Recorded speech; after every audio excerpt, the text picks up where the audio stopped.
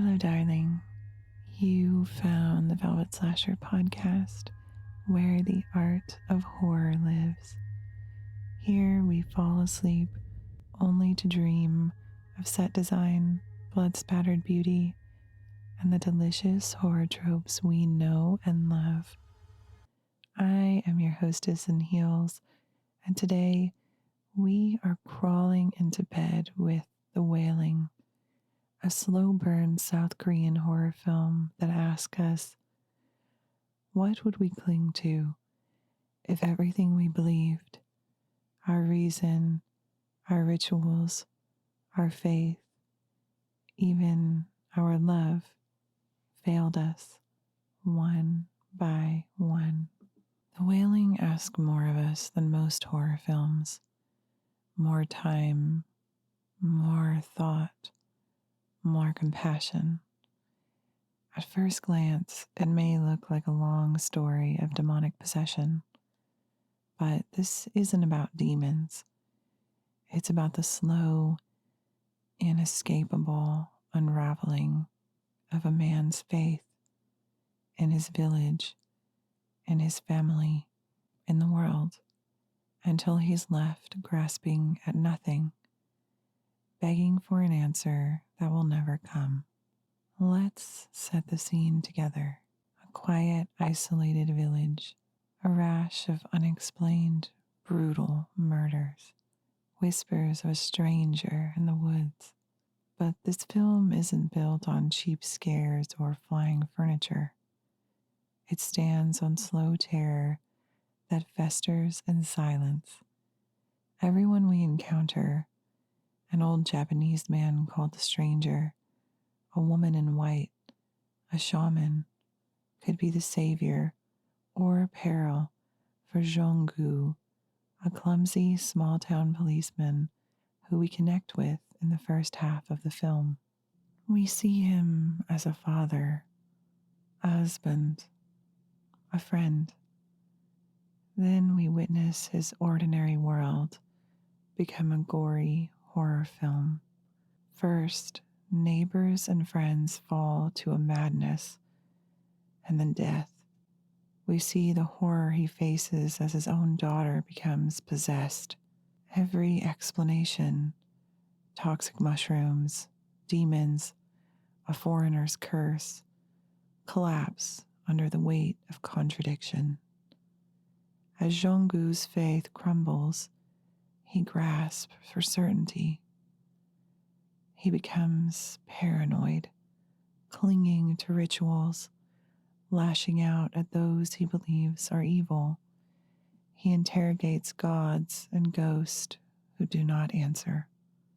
And when everything in his life disintegrates, he still promises his daughter to fix it all.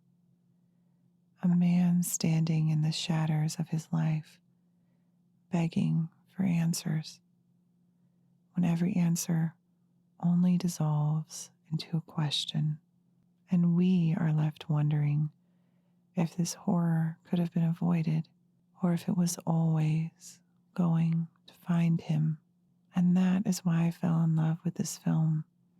It's often called one of the best horror movies in the 21st century, but there is no real ending, and it was intended this way, because the horror here isn't just the evil haunting the village.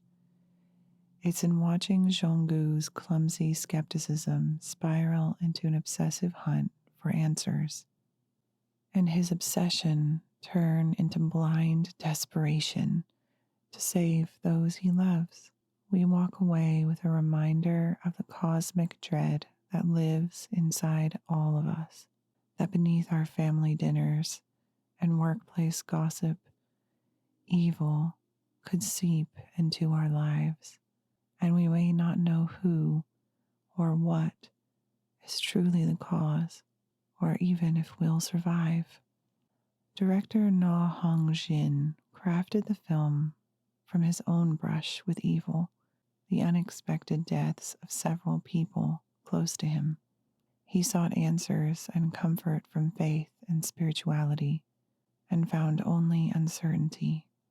That lingering feeling of the unknown is the soul of the film, and Na Hong-Jin succeeds in leaving viewers with this lingering need for answers. So many fixate on the puzzle, the shaman, the woman in white, the stranger. Which of them are truly evil? And what could Zhonggu have done differently to save his family? The heart of the Wailing is not in solving the mystery. It is in understanding why Zhonggu does what he does. There is a scene where he sobs uncontrollably, hunting the stranger he is convinced is behind his daughter's obsession, repeating over and over that he must save her. It is a scene of raw vulnerability, not of monsters to fight, but of sitting in helplessness. This is a film about faith versus doubt, yes, but more than that, it's about how terror hollows us and makes us cling to anything that looks like salvation, even if we don't know what salvation is. And that haunting uncertainty isn't just written into the storyline, it is carved into every frame of the Wailing. Because in this movie, the art of horror truly comes to life. Na Hong-Jin's film is a labor of love on a scale that few horror films attempt. It's one thing to write a story about isolation and unraveling faith. It's another to build a world where you feel that isolation in your bones. The Wailing was shot across South Korea, from the mist-soaked mountains to the remote corners of little counties. Even Jong-gu's humble home wasn't a set. It was a real traditional Korean home discovered after an exhaustive search for a place that could hold the story's emotional weight. Nothing in the film is accidental. The stranger's hideout deep in the mountain forest was a forgotten shack that the production team painstakingly refurbished. The village was carefully surrounded by mountains that don't just look imposing, but make the town feel cut off from the world, like it exists in its own purgatory. Even the shape of the trees and the texture of the foliage was chosen intentionally. That is how much love and obsession went into creating this world. This commitment to creating a world that feels real is where the Wailing becomes art. The cinematographer behind Snowpiercer and Mother also worked on the Wailing, using anamorphic lenses to stretch the landscape into wide cinematic frames. They gave the village a loneliness, a beauty that makes its horror feel almost sacred. They waited for the right weather, the right lighting, the right clouds to roll over those mountains, because the mood of the film depended on it. There is an iconic scene where Jong-gu is driving with some friends on the mountain, and it's raining heavily. The production team waited for the exact right moment when a real storm came through to capture that scene. No CGI weather, no shortcuts, just patience and devotion to the perfect moment.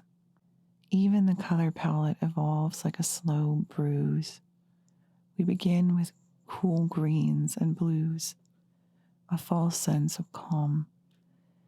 Then, as Jong-gu's world fractures, yellows creep in, and finally, reds, deep, rotting reds, take over as the story descends into chaos. The visuals tell the story before a single line of dialogue is spoken. And then there's the sound and the special effects, the heroes threading tension through every scene. The score that hums beneath the story is like a heartbeat you can't quite place. It builds and whispers, pulling you closer and closer to the dread. And the sound design spares nothing and pairs beautifully with the special effects. My favorite scene is when an infected villager is reanimated into a zombie and bites into another man's face.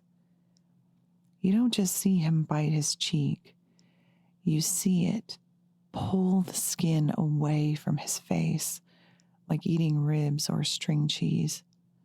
And then you hear the wet tearing of flesh and bone. You feel it. It's grotesque and beautiful all at once. This kind of detail turns horror films into an experience. The Wailing isn't just a film you watch. It's a world that swallows you whole, built by artists who understood that horror is not only in the blood and screams, but in the wind, the weather, the silence, the light, and the waiting. And once that world has you in its grip, the Wailing begins to play with the very language of horror itself, weaving our familiar tropes into something far more profound. Our first horror trope is one we know well, the outsider in town. Usually this setup is straightforward. The outsider is evil and has brought evil into our tiny village. But here, we're never quite sure. The stranger seems to live on the edge of the story like a shadow, and the film constantly toys with our assumptions. Is he a demon, a victim, a scapegoat? By the time we think we know, the story twists again, reminding us of the danger of certainty. Then there's the familiar trope of the bumbling cop. Jong-gu, our small-town police officer, begins almost as comic relief. Clumsy, distracted, a dad and husband doing his best. As his world collapses, he becomes far more complex. He's a man unraveling inside his own fear, his fragility, his refusal to give up, even at the very end, is as unsettling as the mystery of the demon. At the end of it all, he's still just a dad, trying to save his daughter from a force he cannot comprehend. And finally, there is the grandest trope of them all, demonic possession and the big exorcism scene. Traditionally, the exorcism is where horror gives us our cathartic climax, if you will, a ritual that restores order. But the Wailing denies us this comfort. It's chaotic, confusing, and unsettling, forcing us to question whether we're even rooting for the right side. As we see the shaman perform his ritual, the stranger also performs his own, as if trying to counter the shaman's spell. But then it twists, as it seems the shaman may actually be hurting Jong-gu's daughter, and we are as lost as Jong-gu himself. That is what the Wailing does best. It uses our familiar horror DNA to lull us into thinking we know the twist, and then shows us how little we understand. The first time I watched The Wailing, I didn't even realize how little I understood or how deeply it had gotten under my skin. That's where it went so right. This movie isn't just about jump scares and blood. It's about dread, the kind that crawls into your bones and lingers.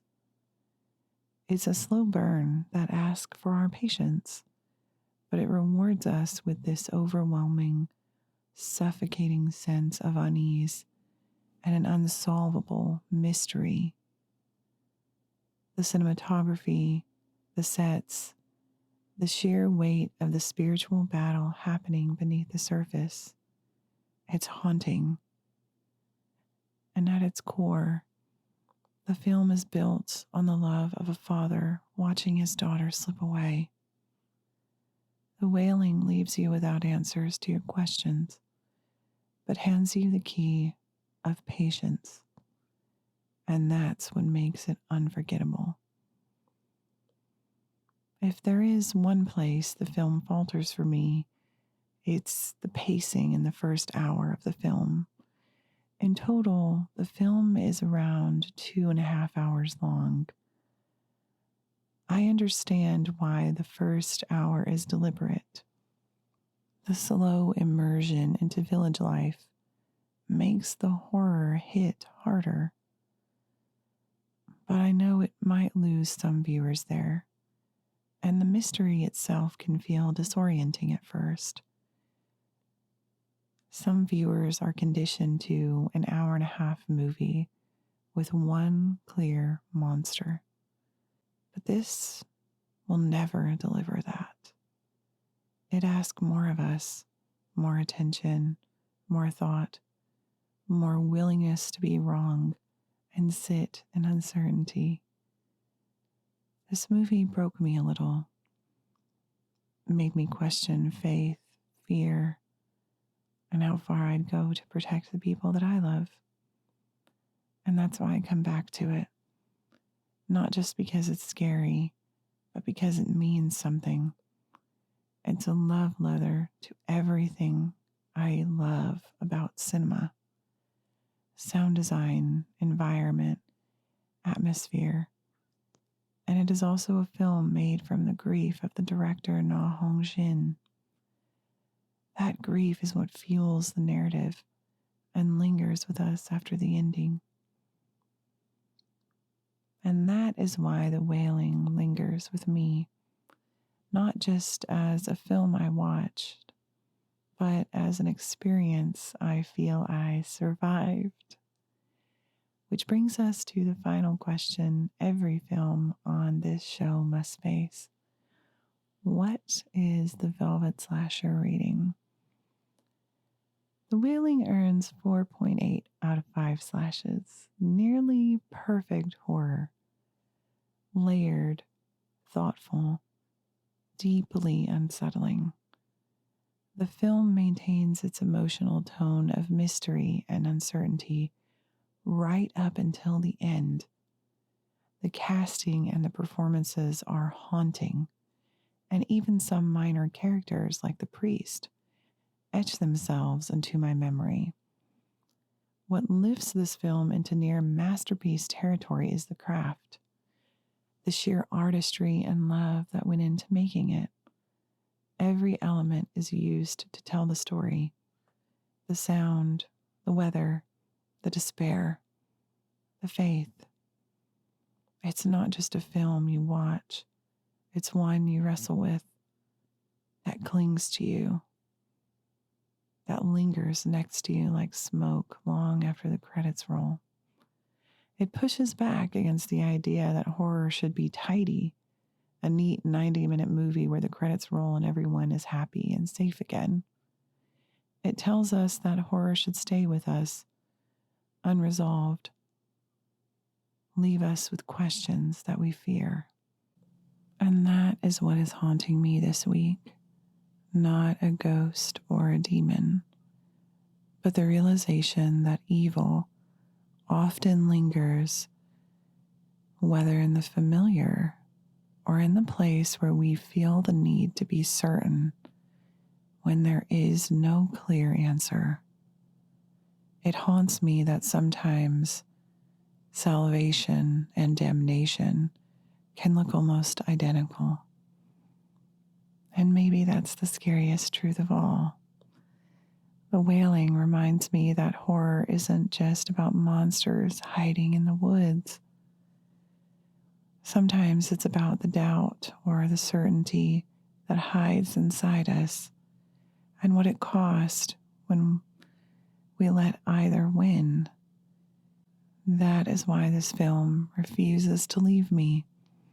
Beneath the blood and the mystery is a mirror asking me what I believe, what I would cling to if everything started falling apart. What would I sacrifice to hold on to my beliefs? Thank you so much for finding me in the shadows for this episode. Don't forget to subscribe so we can keep crawling into the art of horror together. And until next time, check your talismans tonight. You never know who's coming to town. Bye, darling.